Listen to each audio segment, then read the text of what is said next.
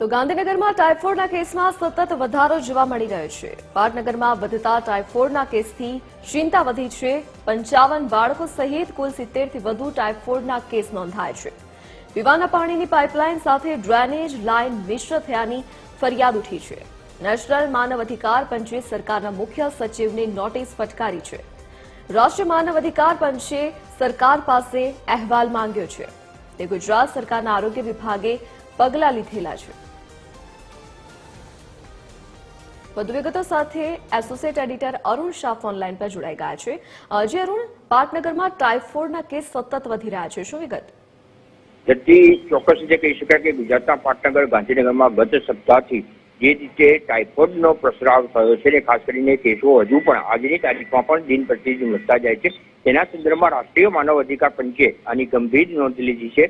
એટલું જ નહીં પરંતુ તેના કેસ તાકીદે નિયંત્રણમાં લેવા માટેનો સ્પષ્ટ સૂચના પણ ગુજરાત સરકારને આપી છે। અને આના સંદર્ભે ગુજરાત સરકારના મુખ્ય સચિવને સત્તાવાર રીતે નોટિસ પાઠવવામાં આવી છે કે તાત્કાલિક ધોરણે પાટનગર ગાંધીનગરમાં વધતા જતા ટાઇફોઇડના કેસને નિયંત્રણમાં લેવામાં આવે।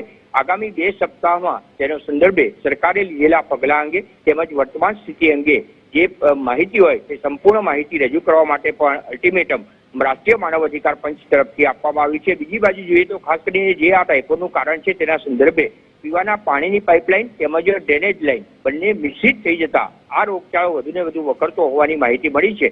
ત્યાર પછી જોકે સરકાર દ્વારા તેમજ ગાંધીનગર મહાનગરપાલિકા દ્વારા તાકીદના પગલાં લેવામાં આવ્યા છે। સર્વે શરૂ કરવામાં આવ્યો છે અને જે રીતે દર્દીઓ વધતા જાય છે તેના સંદર્ભમાં તમામ સારવાર સહિતની તમામ સુવિધાઓ હોસ્પિટલોમાં પણ ઉપલબ્ધ કરવામાં આવી છે। પરંતુ આગામી સમયમાં હવે તેનું નિયંત્રણ થાય અને વ્યાપક રીતે ટાઇફોઇડ થતો અટકે તેના સંદર્ભે કયા પગલાં લીધા છે તેના સંદર્ભે રાષ્ટ્રીય માનવ અધિકાર પંચે જવાબ આપ્યો છે। ત્યારે સરકાર આગામી 2 સપ્તાહમાં જ્યારે અહેવાલની અલ્ટિમેટમ આપવામાં આવ્યું છે, 2 સપ્તાહના અંતે રાજ્ય સરકાર તરફથી કયો જવાબ આપવામાં।